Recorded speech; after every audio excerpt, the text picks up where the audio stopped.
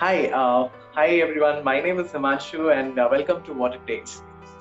So today's domain is the education and training industry, right? And when I was actually looking into it, the scope of India has actually at par in the world right now. Coming to a couple of facts, India has the world's largest population of about 500 million in the age bracket of 5 to 24 years, and this provides a great opportunity for the education sector itself. The education sector in India is estimated at 101 US billion dollar in FY19.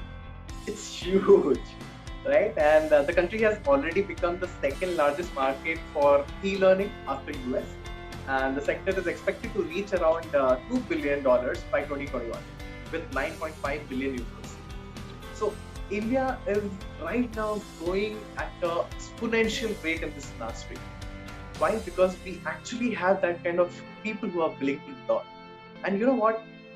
Not only we have 40,000 colleges and universities, but and around 1,000 of universities in India, but it's actually growing at a higher rate. In fact, union budget of 2020 and 2021, government has allocated around 60,000 crores for Department of Education and Literacy, right? So having said that, still the education system is well and good, but there are a lot of kids, there is a lot of the age factor does not have what it takes to become successful in their life, right? And that's where a gap is there, and that's where I have met this person recently, and he has been contributing this area in giving a shape of youth to this country towards looking to do something big in there, right? He's none other than Abdullah Malik, and he's the founder of Achieve Den, and I'm really glad to have him on my channel to help us to learn if somebody like he wants to do something in this industry and contribute in the industry, how can I do it, right? So help me welcome Abdullah. Hi Abdullah, Thank you so much, Himanshu. Thank you for having me here. Welcome. And you know what, we are looking at taking your experience, learning from your experience, because there are a lot of people who has potential to give education and probably provide and shape the youth of this country, right? So let us, why don't we start with your background first? Why don't you share your background, Sure. and how did you come up to start do something of your own first? Sure. So this was, I believe, somewhere when I was in school, in around 11th and 12th. That was the time when I had the idea that I want to start something on my own. At that time, my oratory skills were not very great, and as such, and I was not somebody who was not hesitant to go on the stage. So I was very hesitant to go on the stage. But I wanted to come out of that, and at the same time, I was thinking that I want to start something on my own. But at that time, the idea was not to start something in terms of training, or I was not even aware about it. But I wanted to start something like a fruit retail chain, because that was the time when this retail industry was booming, the chain of stores, right? So this was booming. So I had that idea, and that was there for 2-3 years. But then when I entered in class, like grade 11, I'm not sure how, but I got an interest to go on the stage. Wow. Okay. Yeah. And after that, I went once. So in my school, what used to happen was every day we used to do some quote of the day and news for the day. And I started participating. And then I started liking it, right? Then the school made me school captain. And it was my responsibility to give the responsibility to others, right? And that's how it started happening. And in those 2 years, there was hardly any week in which I didn't go on the stage. Right, so that's how it started. Then I did my graduation in communicative English, which is called as functional English in Patna University. I did my graduation, and in that I learned a lot about public speaking, about how to engage your audience, and a lot of things, right? And that interested me even more, and that is where I got an interest to be a speaker, because that's how I came to know about Shiv Khera and many other speakers who have made career out of it, right? So after that, I started my MBA and in SCMS coaching, and there, in the second year of my MBA, I got a chance for internship. So I chose marketing was a specialization for me, and I chose HR as well. The reason I chose HR was because of training, nothing else, right? And fortunately, I got a chance to do internship in L&T Constructions, Buildings and Factories in Chennai, at their headquarters, right? And we were interviewed, and then we were taken for that. And that was a rigorous internship where I got a chance to train even project managers at their site. So my project guy, whose name was Mr. Prem Kumar, he's a wonderful person, right? And I learned a lot of things about training, about content development, about how training industry is. And after that, I was convinced this is the area where I want to be. But again, I was warned about it. I was that it's not so easy to go into this industry because you need gray hair, right? And as a fresher, you cannot go and say that I am a trainer. So that was one thing. So that's why when the college placement was happening, I sat in the placement, and then I got a chance to work with ICICI Securities as a senior sales manager. I joined that because I knew that any kind of sales experience and all will help you when you become a trainer later in your life, right? And then I shifted to recruitment, and then I got a chance to be a trainer in a Chennai-based company. And I started training in Dubai, Abu Dhabi, Qatar, right? And then in the year 2016, in the mid of 2016, I quit my job there, and I came back to Bangalore, and I started Achieved in Learning and Development. And after that, it has been an amazing journey. We started from Bangalore, we did in Patna as well, which is my hometown. And then we went to Qatar, where we have tied up with Embassy of India, Indian Cultural Center over there. And we are doing training program for Indian community in Qatar. Fantastic. What a roller coaster journey. Nice. In fact, that answered me. You had a dream long back when you were in school already. Correct. Nice. So why don't you share what is your company's vision, and what are you looking at in future? What is your company does, first of all? You already shared a little bit, but why don't you share in detail? And probably what is the vision of the company? Sure. So we do training, life skills training for students, right? For children between age 9 to 18 years, and then for adults also, for students basically. And then we also involve parents, because they are also the stakeholder, right? When we are talking about the behavior of child, they are the biggest stakeholder. So we train children on their behavior. Like nowadays, I'll just talk about a couple of things, like they are addicted to TV and gadgets, right? They are not listening to parents, right? They don't listen. They treat parents as their enemy. They are not motivated to study. So we work on those behavior. We personalize based on every child's need, because every child is unique, right? Every child has unique set of behavior.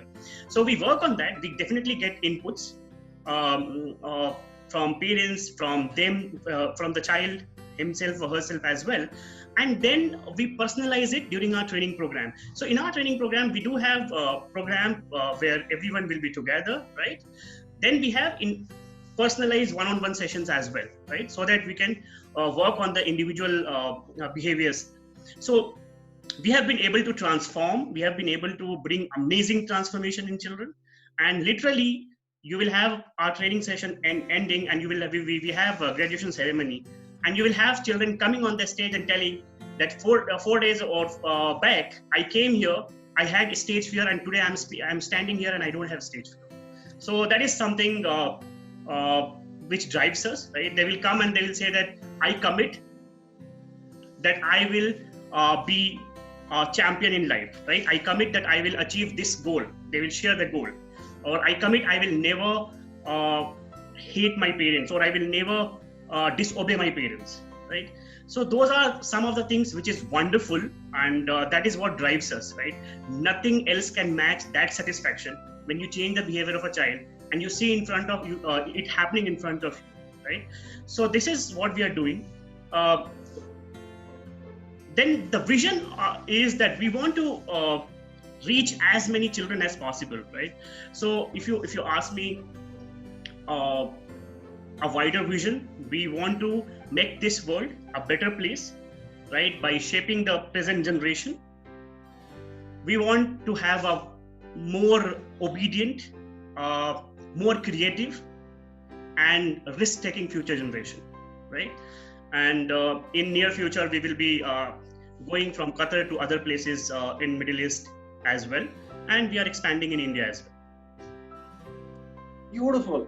You know what, Abdullah, it's like there are a lot of people still have this stage fear, right? Correct.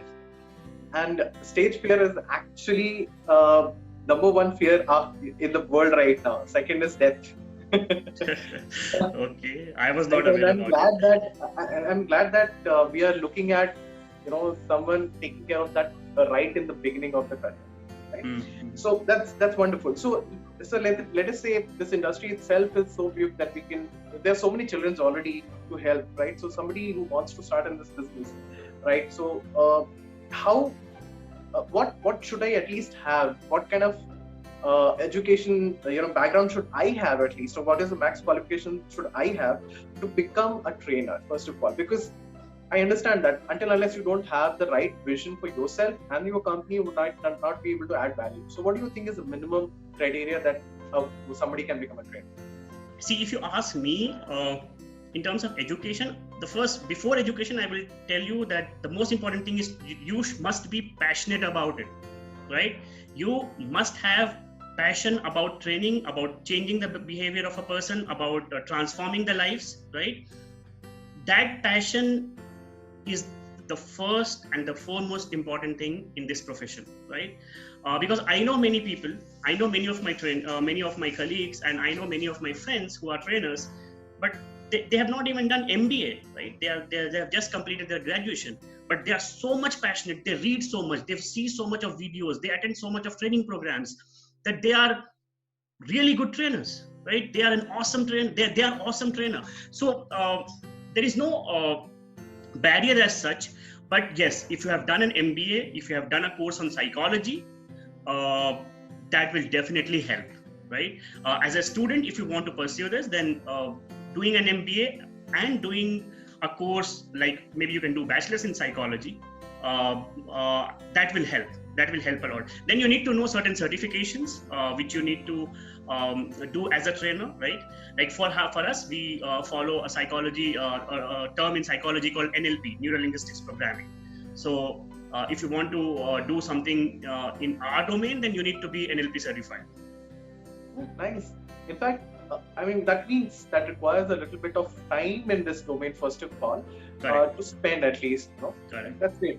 So for you, from the idea of starting, achieved in your mind, and till the time it materialized, when you started actually, so how long did it take time for you?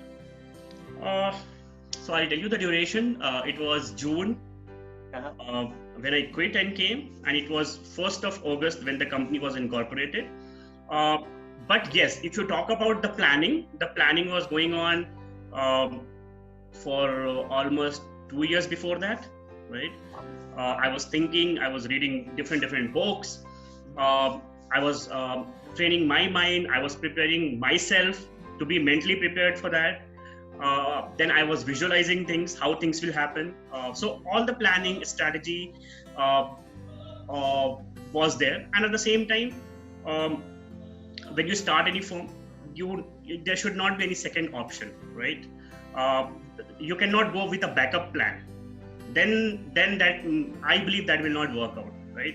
So that is what was happening. So if you ask the time frame from quitting my job and starting, it was around 3 months. Time frame before that was around 18 months to 24 months.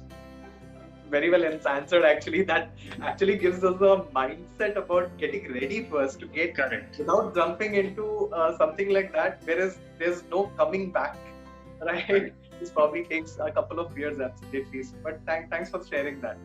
Right. So yeah, I understand. Say, education industry itself has a lot of support from government anyway, right? So in this area, to set up a company like that, I mean, what are the legal aspects that you take care of usually? See, there are no in terms of education, if you're talking about schools and colleges, there are a lot of legal obligations, right? Which has to come from the government. You have to get permission. Even for the course, you have to get permission, right? There are different bodies like AICTE, UGC, and all these things. But in training right now, we don't have any such body, right? Where you need to have legal certification from the government as such. So it's quite open right now, right? So I don't think anything is required until, I mean, apart from starting your own firm like a private limited or an LLP and explaining that in your MOA and AOA. That's okay. So your company is private limited or? No, mine is private limited company. Yes. Okay, that's great. So in fact, that gives us a very open opportunities to start in this area itself, right? Because legal aspect itself, you have to prove. I mean, I would say a training center like yours is much liable to reach out to more people than than usual institution. Because if somebody like me wants to start a school, I literally have to get so many things done first. Correct. That makes sense. Great. So let us understand a couple of financial aspects of setting up a business. In your case, let's say I have to set up a training center, right, or training platform, and the coaching institute or something like that. So for you, how was the how was the journey first of all, and a couple of challenges that you faced in investment and things like that? So see, definitely you were planning since 2 years, right? Yeah. So and you were having that kind of income. So that is what I just wanted to understand. If somebody wants to start, what kind of investment that he should be looking at, what kind of things that he should be having it. And second thing is, what was the journey? Since I was there in Middle East, I could save a lot of money, and that was the reason I was there as well. So I had a good amount of money, which could have through which I could sustain at least for 6 months, right? So that is required. So when you are starting a firm, apart from your initial investment, you need to have the operating costs for at least 6 months, right? And you need to be mentally prepared for 1 year as well, right? Because in any eventuality. So by the grace of God, I started in August, and in October 2016, we did our first program where we started getting revenue, right? Then that was the time when in November that year, we had demonetization. And that was the day when I was returning after doing a training program in Kerala. There is a college, MBA college called DCS MAT in Waghmon, and I was on the way, and when I heard this, so that was a very challenging time. But even then, we could do a program in December, and we had participants for that. So after that, again, we did program in Patna in May and in Bangalore in April, and we kept on getting revenue, right? In terms of profitability, definitely in the first year, profitability was not there, but we could at least get revenue so that we can sustain, right? So I will not give any number as such, how much you require, but on an average, I can tell you that you need to have at least around 10 lakh rupees, right, to start with. Means you can start with 1 lakh or a 2 lakh as well, but that will be challenging. If you want to start comfortably, then you need to have at least 10 lakh rupees. Nice, feasible amount of that. Yeah. That is in fact not that much, I would say. For different kind of startups, you need more than 50 lakhs itself. Correct. 10 lakhs is pretty feasible actually. Yes. That's great. So being in this industry itself, do you get any government support? Because since you are in training and education industry, do you get any help like that as such? See, I have never gone for that government support and all, because we are in service-based company, right? Where we don't have very high cost, so we don't require to take loan and all. If we need more money, we can always ask family and friends for the funding, right? Yes, at some point of time, I had that, when there were a lot of challenges. So I introduced one more partner who was there since beginning with me. His name is Mr. Balakrishnan. He has around 20 years of experience into teaching, and he has his own coaching center, the tuition center, which he is running for last 10 years. So with his kind of experience, and he was involved with me right from the beginning, though he was not there as a partner. So last year he came and he invested money as well, and that's how we expanded it to Middle East, and we are going further. So I will tell, I don't think any government support as such is required for this. You can do it on your own. And I'm not aware about it also. I don't think there is anything for training which government provide. But yes, if you are doing something in rural areas, if you are doing something for the downtrodden section, if you want to do some social activity through your training program, definitely there are a lot of government support which you can go, and there are a lot of companies which are doing that. But at the moment, if we get any social project, we do it for free. Right. We don't go to government and ask money for that. So that is like a social responsibility for us. Fair enough. In fact, that is something that how it should go ideally. Great. So according to you, what would be the first top 3 or 4 expenses that person should be ready for? First is definitely an initial investment that you told. What else that you can suggest?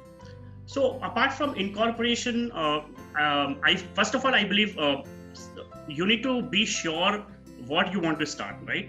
Whether a private limited company or an LLP. We met many CA, right? Many CA were suggesting that you should go for an LLP. There were CAs, they were suggesting you should go for a private limited company. But our vision was not limited to Indian market, right? Our vision was that we wanted to grow to other markets as well, especially Middle East. And for that, we need to have private limited company, because in an LLP, you cannot bring business from outside India. So that's the reason why we went for private limited. And when you go for incorporating private limited company, the cost is more. And if you go for a good CA, which we did, the cost is even more. So if you are planning initially, I feel you need to have initial investment of around 4 lakhs, 3 to 4 lakhs. Yes. That's pretty again simple. Nice, great. So this is the stage where actually, until unless you don't know right people, you might not get a right platform to begin with. So for you, how much this networking has helped you, and what are the key people that you have always kept in touch with to start your company? Yeah, so that's a very interesting question, because this industry is all about networking, right? Since it was there in my mind right from the day I joined as a trainer, I kept on networking, right? I had that mind. So in Bangalore was a new market for me, by the way, because I did not work in Bangalore. I worked earlier in sales, in ICICI and all, but I never worked into training or domain, right? So the people whom I was in contact was people who were there in working in embassy in Qatar, right? People here, like especially the teachers, the principals, my professors, right? My teachers, plus people whom I interacted with during my tenure in ICICI, and also all these people somewhere down the line, they help, right? So that has helped me. So I believe you should, when you have something in your mind, or even if you don't have something in your mind, first of all, you need to have networking, right? But once you have something in your mind, you can do targeted networking as well. That okay, this person can help. But yes, that was. I can't say that you be I want to put it across in a different way. When you network, it should not be like, okay, I am doing this only for this purpose, right? Then that will not work out, right? You need to show empathy. You need to have a long-term relationship. Then only you can ask for help or help each other, right? So that's what I did. It was a long process, and it is still going on, a very strong relationship with all those people. And that is how I got initial contracts as well. Okay, that's great. So in fact, this is something that is very interesting. In fact, people who are in education industry who has already experienced, those are maybe right people to get an idea with, and people are open to share the ideas as well. Correct. That's what I'm saying. Right. So what are the key associations that you always keep yourself at par in your mind, that okay, these are the associations I should not miss, or at least these are the associations which I should be getting to meet people, so that I keep myself updated and meet new people. So how do you socialize in those particular associations? See, I'll start that answer in a different context first. Yes. When I started, I told you that Bangalore was a new market for me in training, right? And I started in Bangalore. What I did first, I spoke to a couple of my friends and all, and they told that to start with, you can go to tuition centers and all, because the schools initially will not entertain you. So in my locality itself, I went to one of the coaching centers. I went to 3 coaching centers that day. I couldn't meet others, but one place there was a receptionist. She took my details, and then she spoke to the person, and then she called me at 4:30 that please come and meet. I came and met the person, and that person's name is Mr. Balakrishnan, who happens to be my partner today, right? I spoke to him for 5 to 10 minutes, and I'm surprised even now I tell this to him. I just wanted that, okay, I want to do a free seminar at your institution. Whatever revenue comes, I will share that some percentage with you. That is what was my plan. He told, Abdullah, you know what? I am very convinced about what you are doing. I don't want to just do for this little things and little revenue and all. If you want, we can associate and we can do it on a partnership. Right. And that was a step which I did not even imagine that something like that will happen so fast, right? And that is how it all started. So it's very important to keep meeting people, because whatever we have got till now, 80% of our work has been because of our contacts. And especially when you want to do something in educational institutions, right? You need to have some contact to get inside. Otherwise, it's not easy to go and convince them. So you need to keep meeting people. You need to keep thinking, whom can I meet so that person can introduce me to people who are the decision maker in schools and colleges. Right. And what I understand is the idea that you had to offer as well was something which is very impactful. Correct. And actually, it's a huge vision that people who understands the kind of potential it has will definitely come along with you. But it's just a matter of talking to them. Exactly. Himanshu, that's what I'm saying. Like, we have never come across a situation where we met principal and they told, no, this is something which is not at all important for us, right? Only thing is that the challenge which education institution is that the decision making process is very, very slow. That is what is the challenge we are facing. So you meet somebody today, you will get results after 6 months or even 1 year. There has been case where we have got after 1 year also. But you need to keep doing follow-ups. That is very important. So you need to have a lot of patience in order to succeed in this. I think that is a key point that you actually shared. Trust me. Nice. So so this is the area where probably if somebody wants to start, he or she has to actually keep themselves developing themselves, reading themselves, and in someone who can actually impart that kind of impact to other people. So how about you? How do you do a self development for yourself? Let us start with mentorship. So how does mentorship has helped you so far, and what is the importance of mentorship for you so far? See, mentorship is everything for me because I have a mentor who was my teacher in school. His name is Mr. Rizvi sir. Then I had another mentor who was my colleague earlier, and he used to help me a lot. His name is Praveen Vyas, right? And there are a lot of such people, right? So whenever I want to start something, I think about a person who can help me in terms of mentoring me, right? And then I discuss with that particular person whom I believe is a really good person who knows about it. And I'm fortunate that those people, they're all who have mentored me, they were very selfless, and they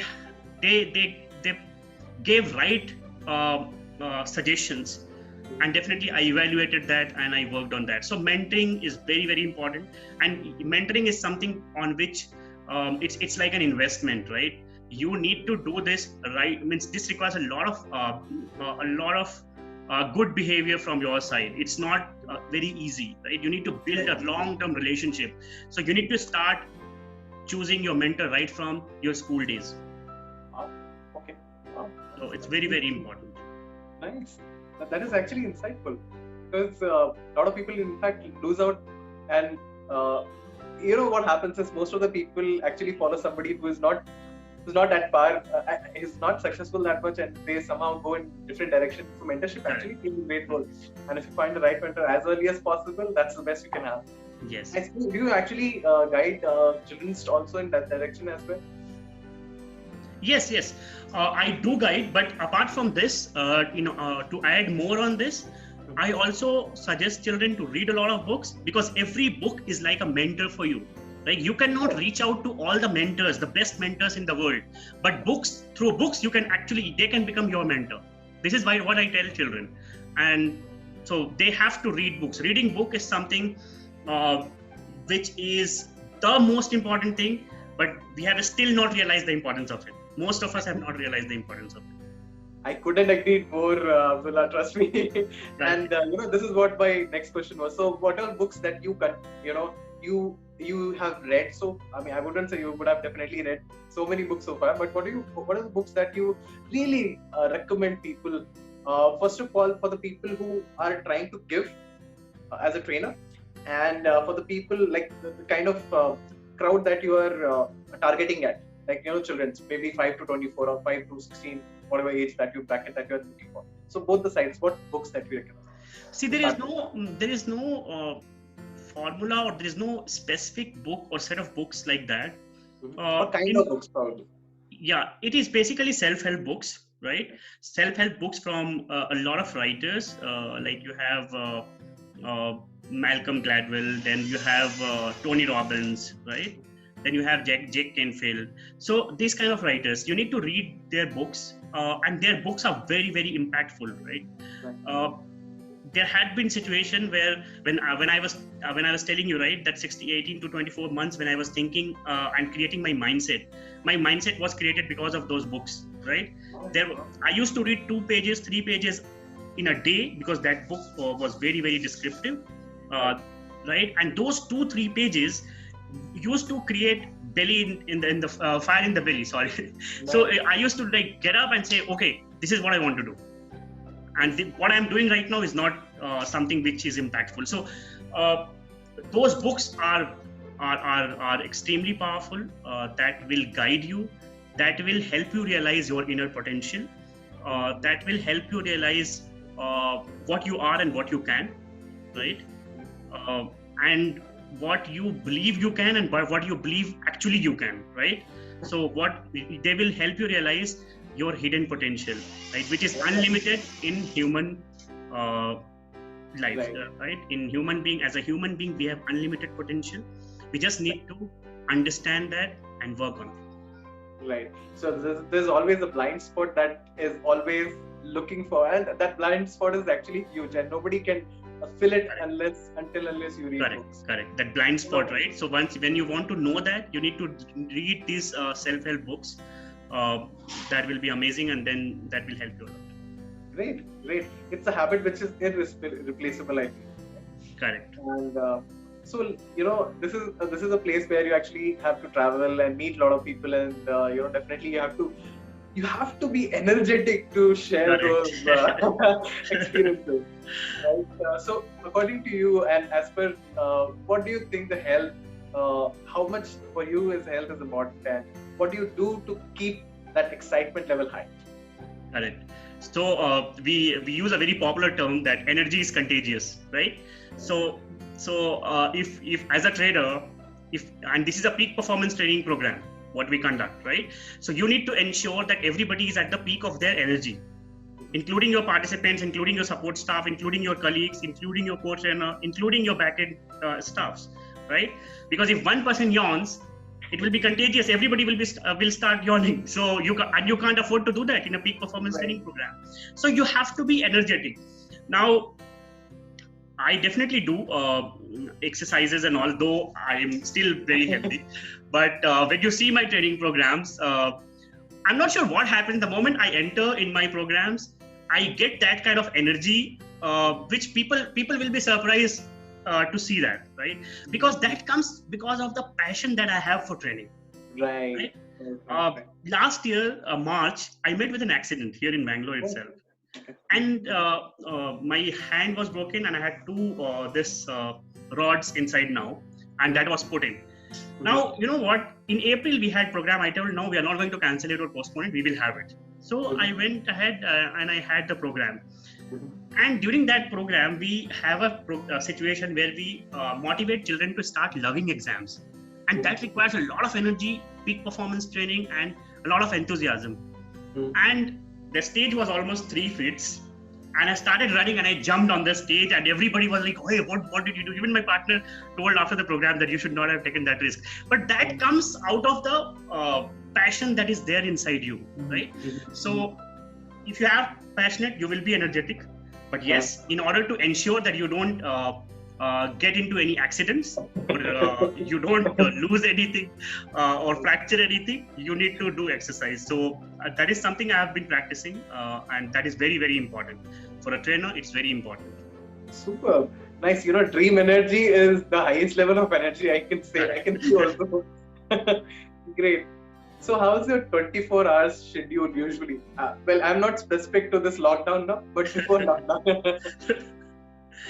Yeah, so it's like I keep myself busy, right? So even training is not something where you have to keep working whole day, right? This industry is not like that. This industry is event based, right? So when you have event, when 2 months before that, you'll start preparing for it and you will have a lot of things to do. You might have to do 18 hours a day also.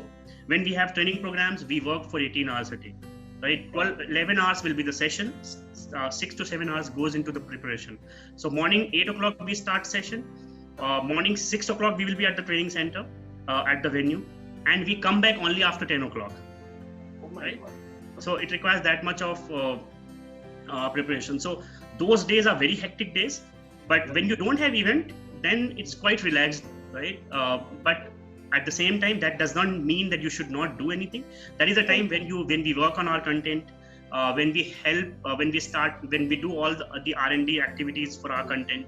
There is a time when we read a lot of books, right? That is a time when our team, they keep ensuring that we are having online sessions. We don't charge for online sessions. We do follow-up programs, right? So we keep people engaged. And in our programs, it's very important to keep doing follow-ups, right? Because we definitely help them to help children, students, parents to change their behavior. But if we don't keep following up, then slowly there is a chance that they might start going back to the past behavior. At least 20%. In 20% cases, it happens, right? So we keep involving them. We keep doing the follow-up. We keep reminding what they have learned. So these are the things which we do in normal days. So there are 2 times for us. It's like one is where we have training programs, where we have events, and one is where we are a little relaxed. So that's how it is. Nice. In fact, just now I understood how much work is put in to give one set of sessions, actually, right? I mean, that's a lot of effort. Correct. It requires a lot of effort. Means if you come, we invite people as volunteer to come as a coach in our training programs. So any adult can come as a coach. Normally we prefer parents to come because then they know the story from their children's side, which they never knew, right? Yeah, it happens. Means every time parents come, they say that, Abdullah, after coming as a coach, I came to know about my child behavior, which I never did. And that is going to reduce my anger level and all, because I could understand my child better. So we invite people to come as a coach. Now, when you come as a coach, you will see that the kind of effort goes in, right? Mm-hmm. So anybody who is interested to know about programs, they can always come contact me, and they can come in our programs as a coach. But if you are very passionate about training, then only that will be fruitful, right? Because that requires a lot of hardship. There are no charges for you to come as a coach, but there will be a lot of learnings that you will be getting. Right. You have to actually, because you're talking to somebody who's at a level of grasping so much. Children has the most grasping power in the first 6 years of their life. Correct. And when you are actually touching them at that point, you have better be prepared, I guess. Correct. Because children, they are at age where one more important thing I wanted to mention. See, when you are handling children, you have to be very, very careful, right? You have to be perfect. There is no other choice. When you are training children, when you are shaping their behavior, there is no room for mistake. Because if you commit any mistake, that will be disaster for the child, right? That is the reason why not many people are there into this kind of training programs, especially where it involves children, right? So perfection is very important. You need to be empathetic. You need to be a child with child. So as a trainer, you cannot behave like a trainer or a teacher. Then what is the point of children coming to you, right? So the first and foremost important thing is that you need to be friend with that child. And if once you want to be friend with your participants, you need to start thinking the way they are thinking. You need to start liking things which they are liking. So there are a lot of things like that. In fact, I can see a spiritual link as well. How do you do you have a spiritual side first of all, and how do you define this spiritual side of it towards the education as well? See, I believe all this spirituality has come through psychology, right? So this has more to do with psychology, where if you want any person to listen to you, if you really want to change any person's behavior, first of all, that person should start liking you and treat you as a friend. Right? If you don't treat me as a friend, why the hell will you listen to me? Makes sense. Right? It will not be impactful. So that is the reason why we ensure first that the rapport building, there is a term called rapport building in psychology, in NLP. So it's very important that you build excellent rapport with your participant first, and then only it can help you with results. Nice. Great. So, this is the field where you are actually imparting that kind of values to other people, right? But how does you have your own company, and how does your home environment supports and what is the importance of home environment in your life so far? See, first of all, what you want to do in your life, it comes from your home, right? If your home environment does not support you, you will not be able to be successful, right? So as an entrepreneur, this is, or as a trainer, as a life skills trainer, this is another important thing. And it's a very good question, because if first of all, whenever you start your journey, you need to ensure that your home environment is taken care of. That is the launching pad for you, right? So it's very important that you practice what you preach, and that starts with home. Nice. Great. Okay, that's wonderful. So in fact, a couple of things that we would like to know from you is what are the key challenges, let's say the top 3 challenges that you came across and you overcame this. And probably if somebody who's starting, they should be knowing about these key challenges in training industry, that if they want to jump in. So what do you think the top 3 could be? See, in terms of challenges, if you ask specific to training industry, the first and foremost important is that you need to be ready for inconsistency, right? This is not a field where you start and then it will be consistent, right? So there will be time where you will be reaching peak, again it will come down, again it will reach another peak, again it will come down. And that time when it is peak and that time when it is down, you never know what will be the duration of that. Oh my God. Right? You can keep working on that. You can keep putting your effort. You can keep working hard. That is the only thing you can do.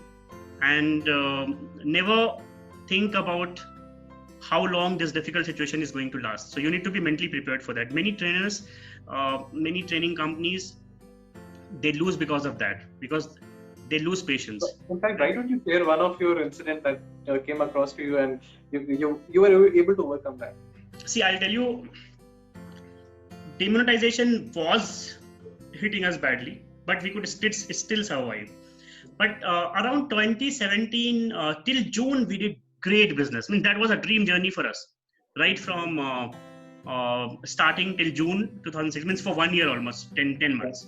But after June, we were expecting things to fasten and also to get more contracts, right?